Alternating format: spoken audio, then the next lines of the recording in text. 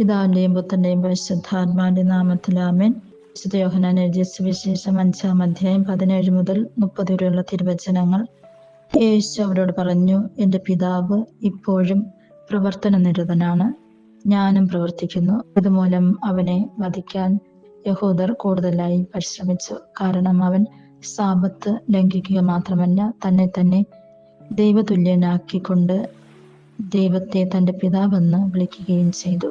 യേശു പറഞ്ഞു, സത്യം സത്യമായി ഞാൻ നിങ്ങളോട് പറയുന്നു, പിതാവ് ചെയ്തു കാണിക്കുന്നതല്ലാതെ പുത്രന് സ്വന്തം ഇഷ്ടമനുസരിച്ച് ഒന്നും പ്രവർത്തിക്കുവാൻ സാധിക്കുകയില്ല. എന്നാൽ പിതാവ് ചെയ്യുന്നതെല്ലാം അപ്രകാരം തന്നെ പുത്രനും ചെയ്യുന്നു. എന്തെന്നാൽ പിതാവ് പുത്രനെ സ്നേഹിക്കുകയും താൻ ചെയ്തതെല്ലാം അവനെ കാണിക്കുകയും ചെയ്യുന്നു. നിങ്ങൾ വിസ്മയിക്കത്തക്ക വിധം ഇവയേക്കാൾ വലിയ പ്രവൃത്തികളും അവിടുന്ന് അവനെ കാണിക്കും. പിതാവ് മരിച്ചവരെ എഴുന്നേൽപ്പിച്ചു അവർക്ക് ജീവൻ നൽകുന്നത് പോലെ തന്നെ പുത്രനും താൻ ഇച്ഛിക്കുന്നവർക്ക് ജീവൻ നൽകുന്നു.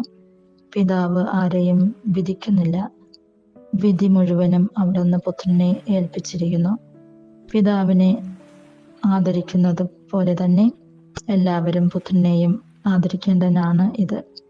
പുത്രനെ ആദരിക്കാത്തവരും ആരും അവനെ അയച്ച പിതാവിനെയും ആദരിക്കുന്നില്ല.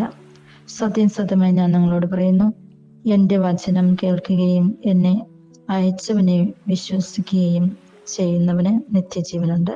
അവന് ശിക്ഷാവിധി ഉണ്ടാകുന്നില്ല, പ്രത്യുത അവൻ മരണത്തിൽ നിന്നും ജീവനിലേക്ക് കടന്നിരിക്കുന്നു. സത്യം സത്യമായി ഞാൻ നിങ്ങളോട് പറയുന്നു, മരിച്ചവൻ ദൈവപുത്രന്റെ സ്വരം ശ്രവിക്കുന്ന സമയം വരുന്നു, അല്ല വന്നു കഴിഞ്ഞു. ആ സ്വരം ശ്രവിക്കുന്നവർ ജീവിക്കും. എന്തെന്നാൽ പിതാവിന് തന്നിൽ തന്നെ ജീവനുള്ളതുപോലെ പുത്രനും തന്നിൽ തന്നെ ജീവനുണ്ടാകാൻ അവിടുന്ന് വരം നൽകിയിരിക്കുന്നു.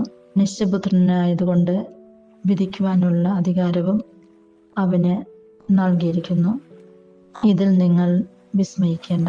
എന്തെന്നാൽ കല്ലറകളിലുള്ളവരെല്ലാം അവന്റെ സ്വരം ശ്രവിക്കുന്ന സമയം വരുന്നു. അപ്പോൾ നന്മ ചെയ്തവർ ജീവന്റെ ഉയർപ്പിനായും തിന്മ ചെയ്തവർ ശിക്ഷാവിധിയുടെ ഉയർപ്പിനായും പുറത്തു വരും. ഈ വചനഭാഗത്തിലൂടെ യേശു നമ്മെ ഓർമ്മപ്പെടുത്തുന്നത് നമ്മളെപ്പോഴും നന്മ പ്രവർത്തനങ്ങൾ ചെയ്യുന്നതിന് വേണ്ടി തന്നെയാണ്. കാരണം വിധിയുണ്ടാകും. അപ്പോൾ നമ്മൾ ചെയ്യുന്ന പ്രവർത്തനങ്ങളുടെ അനുസരിച്ചായിരിക്കാം വിധി ഉണ്ടാകുന്നത്.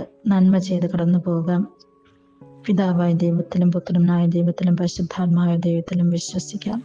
അതിനായിട്ടുള്ള കൃപാവരങ്ങൾ പിതാവായ ദൈവം നമ്മൾക്ക് ഓരോരുത്തർക്ക് നൽകട്ടെ എന്ന് പ്രാർത്ഥിക്കുന്നു.